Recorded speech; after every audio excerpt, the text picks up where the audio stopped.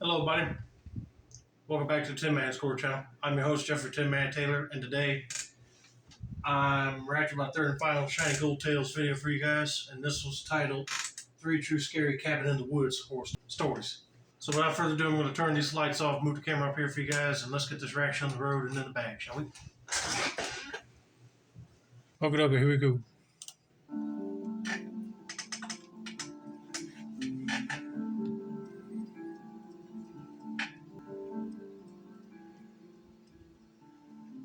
My family used to spend summers at our property in the woods near Eureka Springs, Arkansas. We lived in the city for most of the year, but my father thought it was important for us to experience nature. He believed it would teach us about responsibility and respect for the environment. The car ride from Dallas seemed to stretch an eternity. My brother and I were still young, so Mom did her best to keep us entertained. That way Dad could focus on the road. The property consisted of over 10 acres of undisturbed forest. The only building was a small single-room cabin with no running water or electricity. I said it before in other videos I reacted to with cabins involved. I wouldn't mind staying in a cabin, but if it's something that don't have no running water or plumbing, I don't know. I'd be scared to go to an outhouse and it has a snake or rat. And plus, you'll be kind of vulnerable without any power because you won't be able to call police if something bad happens. Anyway, let's continue with this person's story. Just a wood stove for cooking. There was also an outhouse, but I wouldn't consider that a building. I was 11 at the time, and my brother was about 9, so I was allowed to explore the property on my own, whereas my brother had to stay within sight of our parents. I was always happy to go on my own adventures and discover new places. Creeks, caves, and I even found a secret waterfall once. My parents would even let me camp out on my own when I wanted to, so it was not unusual for me to disappear for the night sometimes. On one of my adventures, I came across another cabin nestled in the woods. I wasn't supposed to leave our property, but rules are meant to be broken, I guess. Curious as I was, I knocked on the door. 2 old ladies greeted me with warm smiles. One was short with a hunched back and long dressing gown.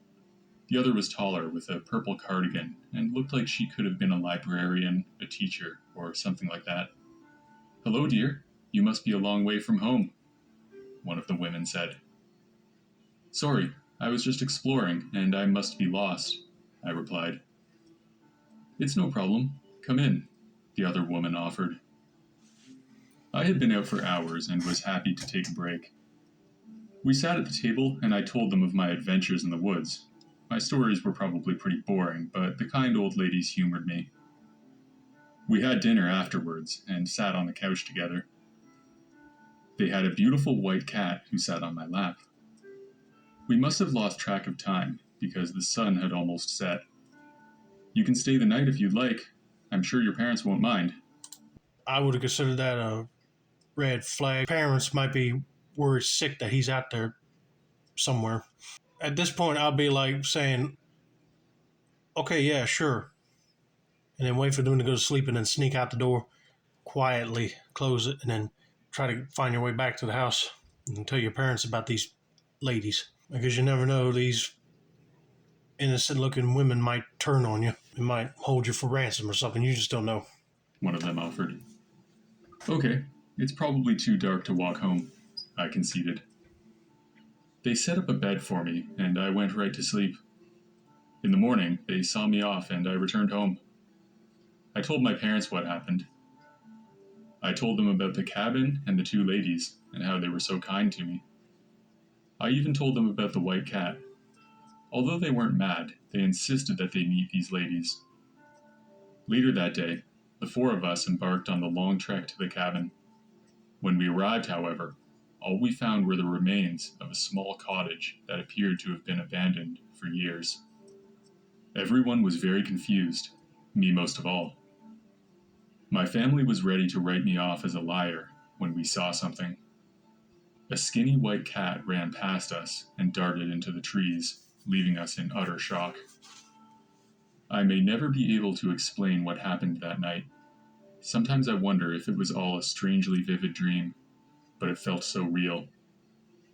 Some years later, I was doing some research online to see if I could find anything about the abandoned cabin. An article came up. The headline read, "Sisters moved to remote cabin to live off the land." The picture matched the two old ladies perfectly, and the article was dated July 1st, 1925. Whoa, whoa, whoa, whoa, whoa! What? I'll be dumbfounded too. That'd be kind of strange that you go into a cabin and it looked like it was a perfect shape to begin with, and the two old ladies are there, and then when you go back to go thank them, it's just ruins of a cabin and they're gone. How do you explain that? The paranormal is really strange and hard to learn about, that's for sure. But I would like to know how in the world a building that was supposedly either burnt down or collapsed in on its own years ago can still be standing one day, and then when you go back the next day, it's just like gone. I'll be agreeing with him. I'll be thinking it was a dream myself. But if you see the white cat, it won't no dream. Probably the ghost of them nice old ladies came back just to live in that cabin one more time, help the boy out, and then when their job was done, they went back into the afterlife. I don't know. I'm just guessing right now. That would be strange to experience for sure.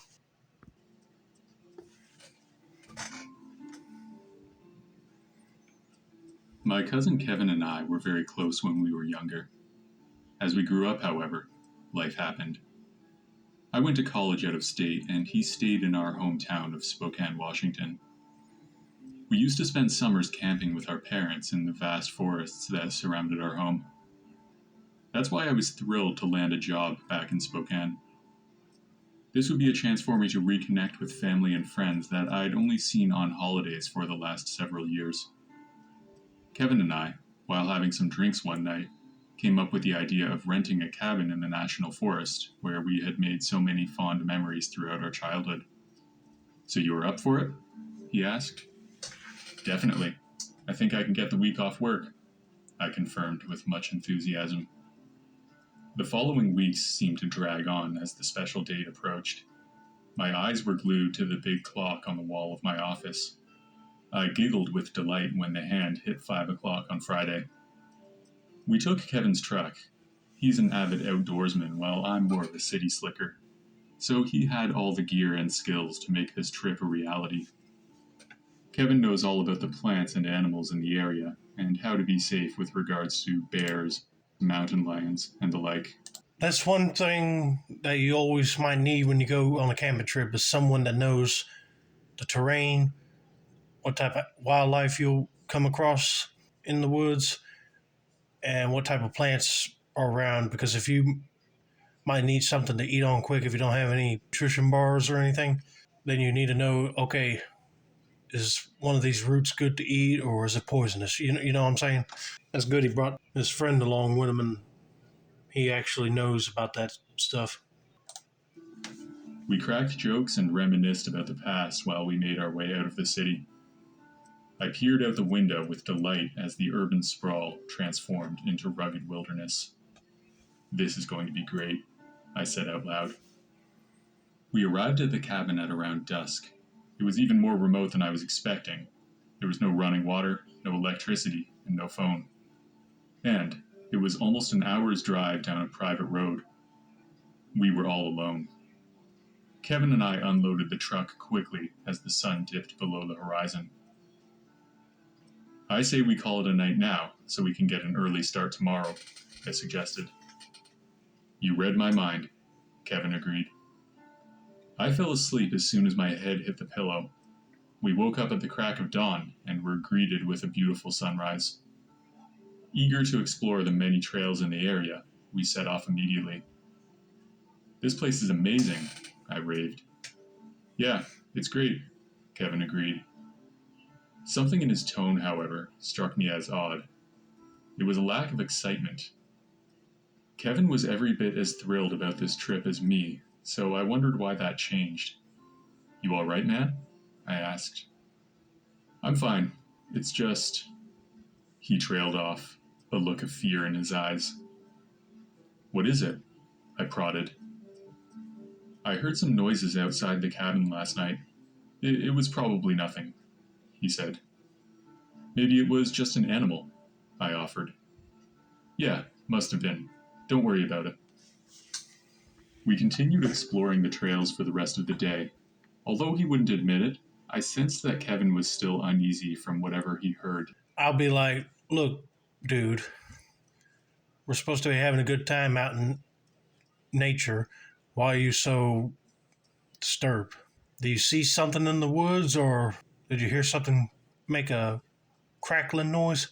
I mean, what's going on? Just get some questions answered out of him. During the night when I was asleep. He knows what animals sound like, so his concern was troubling to me. As the sun began to set, we were exhausted from the day's activities. I walked towards the cabin as Kevin went to the truck to get something. As I got closer, I noticed what looked like human footprints around the cabin in places where neither Kevin nor I had walked. Just then, I heard rustling in the bushes behind the cabin. I turned to look, and for a brief moment, I saw a man's face peering back at me before it disappeared into the foliage. Someone was there. I ran to Kevin at the truck and blurted out what I saw. We jumped into the truck and took off right away. Slowly, we made our way down the dirt road in the dark. The headlights were barely enough to find our way out. Some time has passed since then. I can never be sure who the mystery man was or what his intentions were. He may have been looking to rob us, or it could have been much worse. Kevin and I are still close, and we've decided not to let this incident scare us away from the outdoors.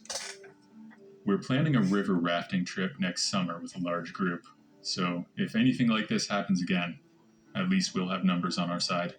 At first, I was thinking, okay, was he experiencing like a Bigfoot or dog man in the area? But nope, that's out of the question.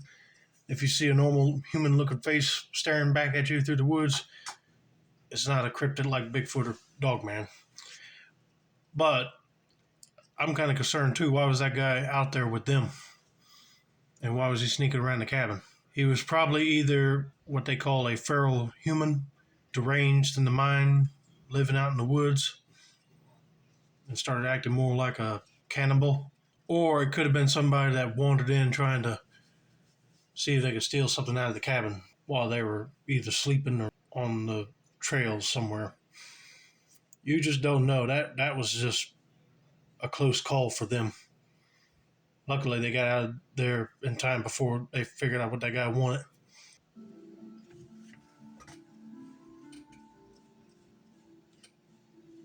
This took place last summer. My name is Alan, and I've always loved the outdoors. That's why I try to hike at least one new trail each year. My girlfriend Andrea suggested an interesting hike not far from our home. We set off excited for what the day may bring. It was a rugged trail, one that had not seen as much traffic as others I've hiked. It was marked with the occasional yellow plastic square to every 10th or 11th tree. We were having so much fun that after a while, we hardly noticed that the plastic markers were nowhere to be found. We were lost. There was no need to panic. We were both experienced hikers, and we had plenty of food and water. Andrea and I simply tried to go back the way we came. Unfortunately, we couldn't find our way back to the trail. Everything looked the same. After about an hour, we reached a clearing with a small cabin right in the middle. As we approached, I noticed fresh tire tracks near the front of the cabin, but no vehicles. "This is good. There are people here," Andrea said. "Yep. We just need to wait for them to come back, and they can take us out," I replied casually. "Let's check if anyone is home, just in case," Andrea suggested. "Good idea," I agreed. I walked to the front entrance and rattled my fist against the solid wood door. No answer. Andrea peered in through the window, then looked back at me as if she'd seen a ghost. She didn't say a word. I went over to her and looked in. What I saw shook me to the core. There was a large pile of money and several guns. Whatever was going on there, we didn't want any part of it. Just then, we heard the fast approaching sound of an engine. Andrea and I bolted into the woods. just in time as a black pickup truck entered the clearing.